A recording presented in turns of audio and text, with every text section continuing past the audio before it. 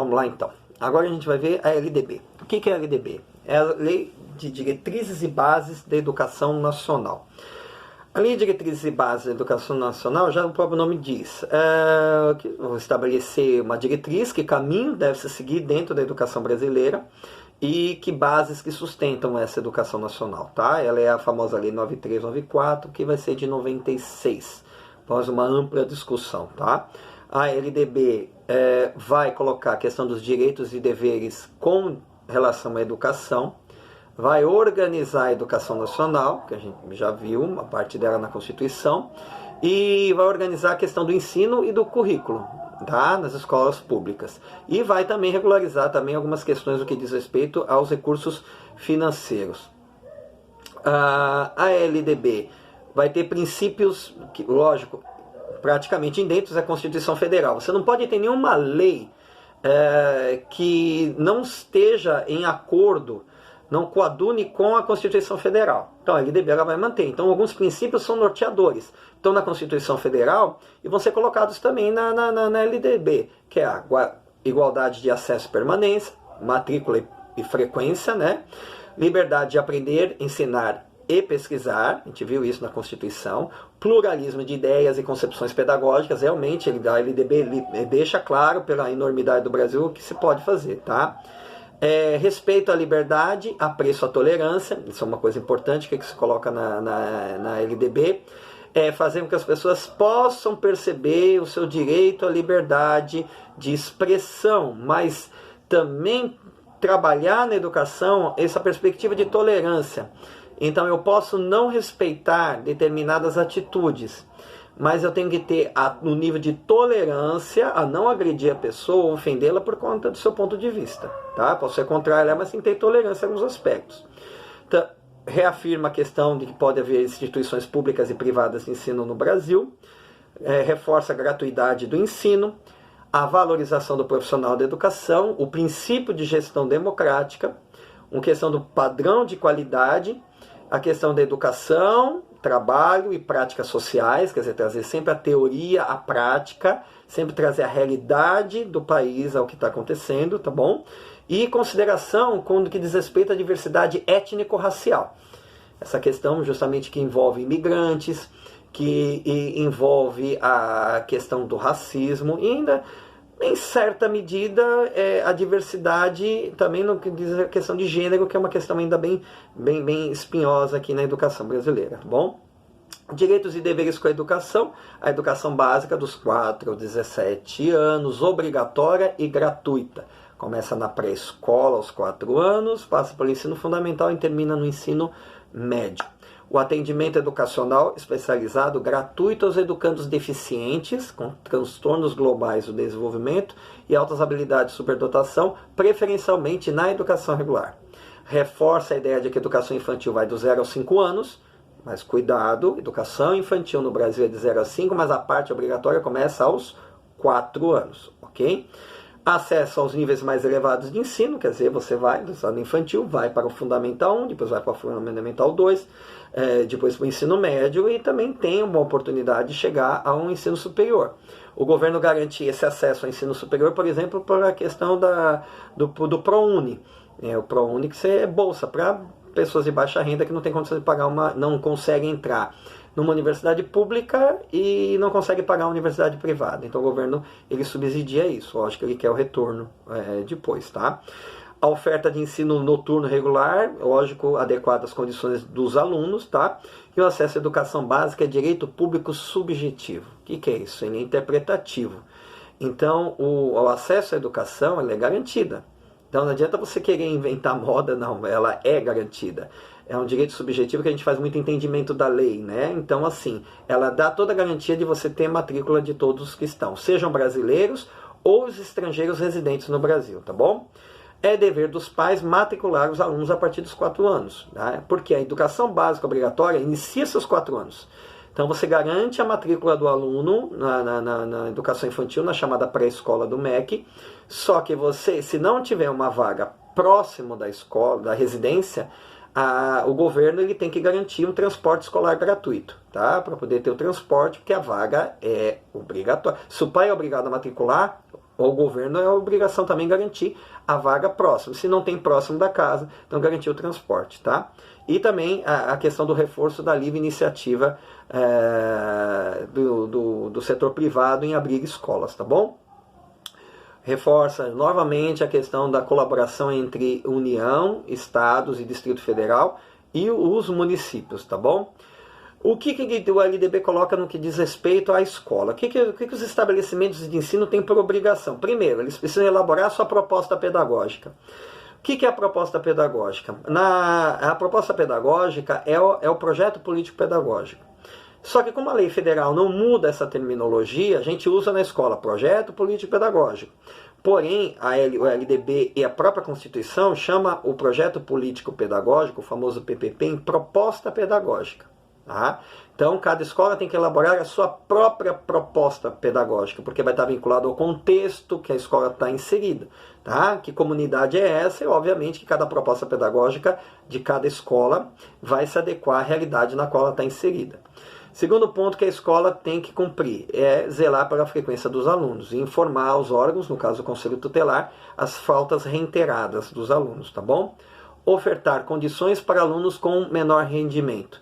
O que é isso? O aluno não está acompanhando, não consegue aprender como os outros alunos, fazer os encaminhamentos necessários, se não tem nenhuma perspectiva de que ele seja um aluno da educação especial, que ele tem algum tipo de deficiência, algum tipo de transtorno global do desenvolvimento, então a escola tem que ofertar algo a mais. O que a gente chama isso de algo a mais na escola? É recuperação paralela, chamar também de apoio pedagógico.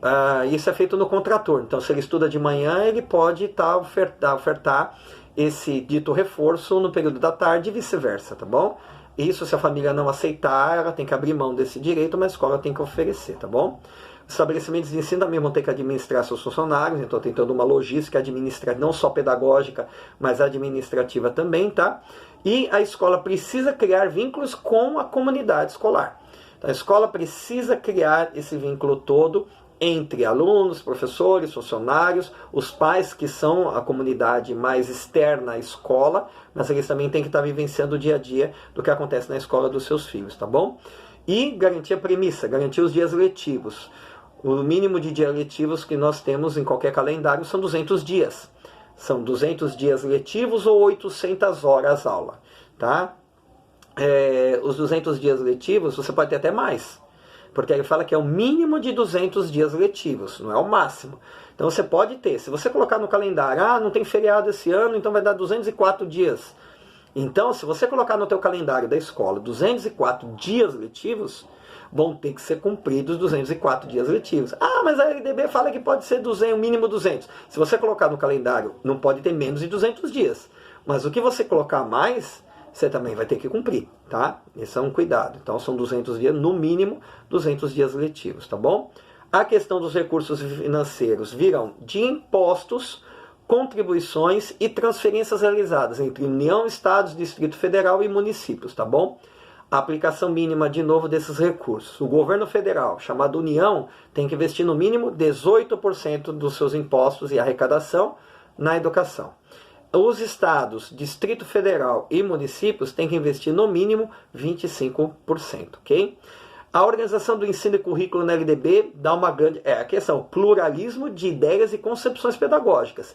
Então a LDB dá uma flexibilidade curricular. Você pode trabalhar na perspectiva de ciclos de aprendizagem, você pode trabalhar seriado em séries, progressão continuada, alternância de estudos, classificação, reclassificação.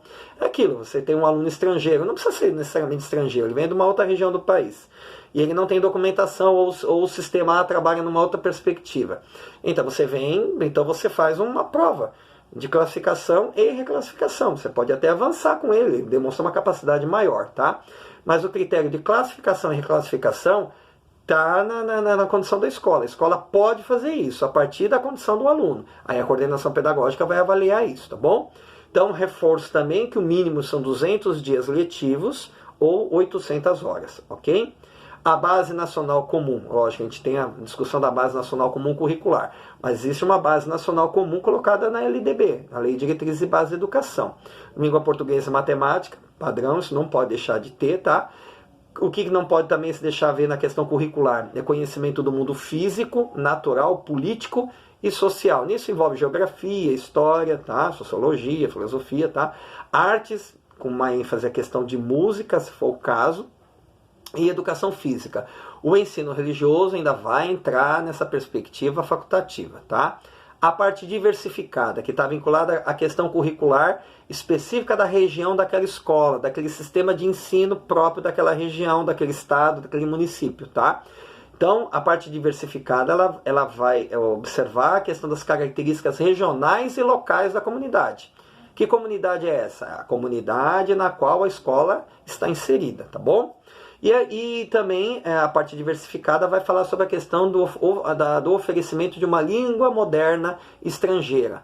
Não está se falando aqui da língua inglesa, está se falando de uma língua moderna estrangeira. Pode ser o inglês, como pode ser o espanhol. De repente é uma cidade que é fronteira com algum país da América Latina que tem o idioma espanhol. E aquele sistema de ensino, ele sente a necessidade mais do espanhol, como a língua estrangeira a ser ensinada na escola brasileira, do que o inglês. Tá? Então isso fala que é uma língua moderna estrangeira. Aí vai depender de cada sistema definir. Normalmente os sistemas optam pelo inglês, tá bom? Mas há a possibilidade de ser um outro idioma estrangeiro, tá bom? O processo de classificação na escola vai se dar a partir do segundo ano. A partir do primeiro ano do ensino fundamental não pode haver uma classificação. Ele já entra no primeiro ano. Se ele vai ser depois reclassificado, é uma outra situação a partir do segundo ano, ok? A gente pode ter uma criança superdotada, que tem uma alta habilidade. Aí você pode, de repente, ela não precisa ir necessariamente para o segundo ano. No segundo ano ela já pode ir numa reclassificação para o terceiro ou até quarto ano, tá bom? Mas no primeiro ano não existe classificação e reclassificação. Então, primeiro ano ela vai cumprir até o fim, tá bom? A classificação ela pode ser feita por promoção, quer dizer, a partir dos critérios avaliativos, atingir os objetivos que se propõe para a aprendizagem, é promovido. Por transferência ou mediante avaliação feita em escola, que é essa questão da reclassificação, tá? Como que se dá, pela Lei de Diretriz e Base da Educação, a verificação do rendimento escolar? Rendimento escolar se dá pela avaliação contínua e cumulativa. Por que contínua? Ela tem que ser sempre monitorada, porque quando o professor avalia o aluno, ao mesmo tempo o professor está avaliando o seu trabalho. Ele está avaliando se os alunos estão aprendendo, ou se ele está no processo de ensino, o que ele refletiu, a aula que ele preparou, realmente está surtindo o efeito que ele espera. O que ele espera? Que haja uma aprendizagem por parte dos alunos. Se não há, e é uma grande quantidade, numa sala de 30, 25 não estão aprendendo, ele não pode apenas culpabilizar os alunos para não aprendizagem.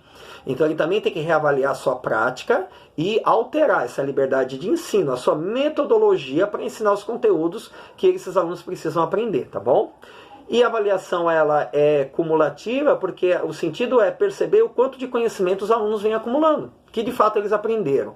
É por isso que a gente trabalha na educação brasileira numa perspectiva não só fazer com que os alunos tenham uma aprendizagem, mas eles precisam ter uma aprendizagem significativa.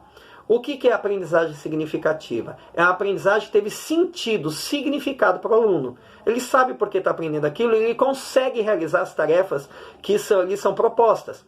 Então, quando aquilo tem sentido para ele, ele realiza, ele aprendeu. Tá? Por isso que tornou-se como significado. Tá? É necessário na educação brasileira prevalecer os aspectos qualitativos, não quantitativos. Na verdade, o que vale é a qualidade das aprendizagens e não a quantidade de aprendizagem. Isso tem que estar com uma clareza muito forte. Tá? Não é a quantidade que vai determinar o nível de conhecimento de uma pessoa, mas sim o que de fato ela aprendeu. Então, é a qualidade que se sobrepõe à questão da quantidade. A aceleração dos estudos pode ser uma perspectiva nisso, quer dizer, quando a gente percebe que o aluno é avançado, tal, isso pode estar garantido na LDB. Então aí cada sistema se organiza para garantir essa aceleração dos estudos. Tá? É obrigatório oferecer a recuperação paralela, é obrigatório. A escola tem que oferecer para os alunos que não aprendem alguma perspectiva maior, tá? Algum reforço escolar. A gente não gosta muito de usar esse nome reforço escolar, mas a recuperação paralela é necessária. Então ele estuda de manhã, é ofertada uma recuperação de suas aprendizagens no contraturno, no período da tarde e vice-versa. Tudo bem? A frequência mínima para garantia de aprovação, pelo menos no que diz respeito à frequência, é de 75% no global. Então, 75% de frequência, ele tem que ter no mínimo de 75% de frequência no global de todas as matérias juntas, tá bom? Isso a escola tem que observar, tá bom? Na educação infantil isso é 60%, mas no ensino fundamental e no ensino médio, e no EJA também, fundamental e médio, a frequência mínima é de 75%, tá bom? Vai ficar instituída no Brasil, a partir da Lei 11.645 de 2008, a história da cultura afro-brasileira e indígena no currículo. Então é para se trabalhar dentro do currículo da educação brasileira a questão da matriz negra, africana, a matriz indígena e a matriz branca europeia. Então as 3 matrizes que formam a sociedade brasileira têm que ser estudadas. Não há uma que sobrepõe sobre a outra. Você não vai falar só do branco europeu, você também vai falar da contribuição do negro africano, em que condições ele veio para cá, e essa contribuição também da população indígena brasileira, e também o que houve da questão cultural dessa população indígena, tá bom? Terá que ser trabalhada predominantemente essa questão da Lei 11.645 no ensino da língua portuguesa, de história e do currículo de arte, tá bom? Considerando a matriz europeia, negra e indígena, tá bom? A jornada escolar pela LDB, o mínimo é de 4 horas a jornada. Lógico, com perspectiva de ampliação. A maioria das escolas hoje no Brasil tem 5 horas de jornada, mas o mínimo garantido por lei tem que ser 4, tá bom? E aí, paulatinamente, conforme as demandas são equacionadas, os turnos são diminuídos, aumenta a permanência do aluno na escola. Isso já numa perspectiva de implementação da educação integral, tá bom? Que aí é permanecer mais tempo na escola, mas aí você também tem que ter a perspectiva de perceber os tempos e espaços, tá bom? O ensino médio vai ter a duração mínima de 3 anos, tá bom? Cada sistema pode até ampliar isso, como agora há uma discussão em cima do novo ensino médio, mas o mínimo é no mínimo 3 anos, tá bom? Aprofundamento dos conhecimentos que eles aprenderam no ensino fundamental, uso de recursos tecnológicos e também já numa perspectiva que eles já estão quase no mercado de trabalho, uma qualificação para o mesmo, tudo bem? Bom, a educação infantil de 0 a 5, de 0 aos 3 anos, são em creches. É dever do Estado, mas não é a parte obrigatória. A gente já viu isso. A parte obrigatória é a partir dos 4. Então, 0 a 3 é em creche. Aí vem a parte obrigatória da educação infantil, que é o início da educação básica, que é de 4 a 5 anos. E avaliação sem objetivo de promoção. Na educação infantil não tem essa promoção de avaliação, não. O aluno é avaliado com relação a ele mesmo. Então são feitos relatórios descritivos individuais, onde se percebe o avanço da criança, o contato com as outras, mas na perspectiva de entendê-la, tá bom? E o controle de frequência para a educação infantil, no mínimo, é 60% de frequência, tá bom?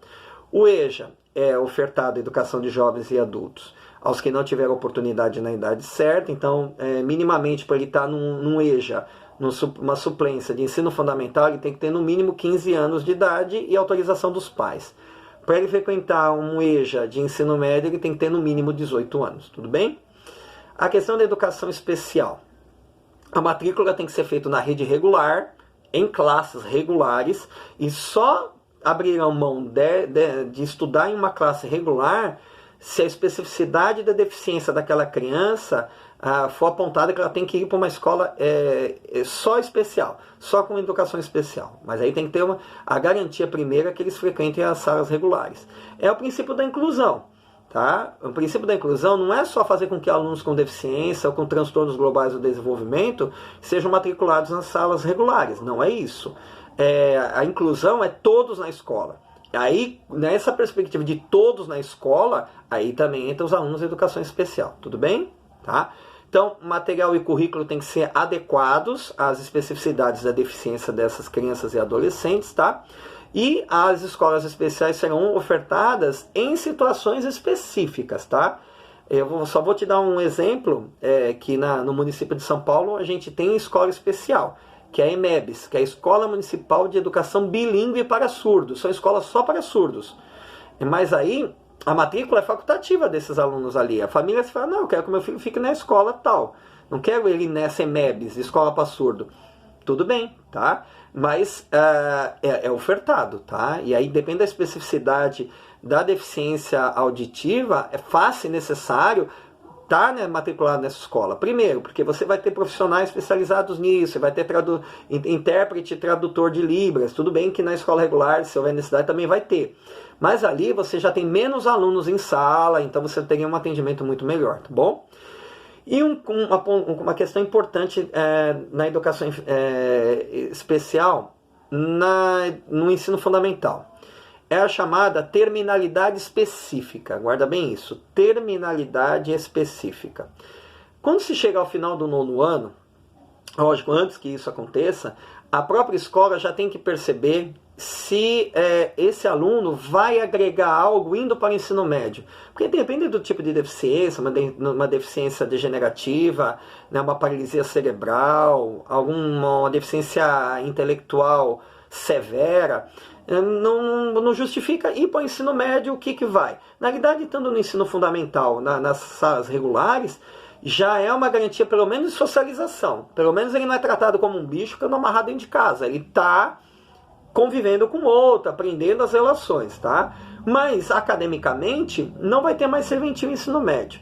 Então, o que acontece? Quando a escola já percebe isso, quando já vai ficando para o 8º e 9º ano, já inicia uma discussão com a família, e aí envolvendo a família nessa discussão, para que o ensino, a educação obrigatória dele termine no 9º ano, ele ou ela.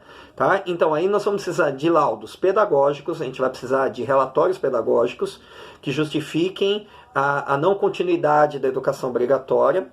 Você vai precisar de laudos médicos, também o médico reafirmando, né, o especialista que acompanha, psiquiatra, psicólogo, um clínico, que ateste essa situação também de não haver mais benefícios. Envolve a supervisão escolar e também a área da assistência social. Por quê? Porque muitas vezes os alunos de educação especial vão estar vinculados a algum tipo de benefício federal, estadual, municipal. Ganha algum tipo de benefício público. Então muitas vezes a família fica receosa. Então se ele acabar agora eu não vou receber mais o benefício. Não. Se houver a terminalidade, que é o documento, o que é essa terminalidade específica? Vai ter o histórico escolar ao final do 9º ano, em que vai ter uma observação falando, terminalidade específica, quer dizer, encerrou a parte obrigatória da educação básica para ele. Ele não precisa mais fazer o ensino médio. Então isso é apresentado porque muitas vezes os benefícios estão vinculados à frequência do aluno na rede pública, obrigatória. Então quando você apresenta o histórico com a terminalidade específica, estava atestando que o próprio governo está abrindo mão que o aluno continue os estudos. Tudo bem? Tá? Então a terminalidade específica é que ele não vá do ensino fundamental para o ensino médio. Não há mais necessidade. Termina ali, no 9º ano, a educação básica obrigatória desse aluno da educação especial. Óbvio, vinculado à especificidade, tá bom? O ensino fundamental. Agora, ele tem 9 anos, aumentou-se um ano no Fundamental 1. Então, esse primeiro ano que surge no ensino de 9, é no primeiro aninho lá, do 1º ao 5º ano. Então, nós temos 5 anos no ensino fundamental 1 e 4 anos no ensino fundamental 2, que é o 6º, 7º, 8º e 9º ano. É obrigatório, é presencial, tá? Também a perspectiva de preparo para o exercício da cidadania, que é a percepção de que existem direitos e deveres, tá? E é obrigatório se trabalhar uns conteúdos sobre o ECA, que é o Estatuto da Criança e do Adolescente. Isso seria obrigatório. É obrigatório pela lei. Poucas escolas fazem isso porque tem algumas questões no ECA que incomodam algumas pessoas, mas a gente vai ver isso aí, tá bom? E também sobre as questões ambientais. Então, só uma recapitulação. Quais são as etapas da educação básica? Começa com a educação infantil, então, de 0 a 3 anos na creche, que não é parte obrigatória, mas o governo oferta. A pré-escola, que já é a parte obrigatória, 4, 5 anos, que é duração 2 anos, tá bom? 4, 5 anos. Aí vem o ensino fundamental, obrigatório também, como essa parte final da educação infantil, duração de 9 anos, 5 iniciais e 4 finais, tá bom? E o ensino médio com duração de 3 anos. As modalidades de ensino que nós vamos ter no Brasil, pela LDB, é a educação de jovens e adultos, a educação especial, a educação profissional e tecnológica, a educação do campo, a educação escolar indígena, a educação à distância e a educação escolar quilombola, tá bom? a questão quilombola também tem que ter uma comprovação de que aquela comunidade de negros em determinada região surgiu a partir de um quilombo na época da escravidão. Então, essa comprovação, o território ali, aquela terra é doada àquelas pessoas, e aí tenta-se preservar os costumes, como a mesma coisa a questão indígena, tá bom? A questão da avaliação da LDB, três perspectivas que ela tem. A primeira, a avaliação da aprendizagem do aluno na escola. Segundo, que a avaliação ela tem que ser institucional, ou da escola, do sistema de ensino, e o externa, avaliação externa, quer dizer, um governo federal querendo perceber como está a educação no Brasil num todo, tá bom? E das redes de educação básica. Então, como que a escola, como que essas redes de ensino têm melhorado a sua aprendizagem. Então, existe a avaliação da aprendizagem realizada na escola, existe uma institucional interna, que pode ser uma avaliação da própria escola, ou externa, tá? Da própria rede de ensino, tá? Ou então uma avaliação da rede num todo, não só específico da escola, mas da rede, como é que essa rede se comporta, tá bom? A formação docente, a gente tem na LDB que para a educação infantil e ensino fundamental 1 ainda a formação básica é ensino médio, magistério, mas obviamente que agora a gente tem forçado, lógico, a maior parte dos professores que dão aula no educação infantil e ensino fundamental 1 tem o curso de pedagogia, tá bom?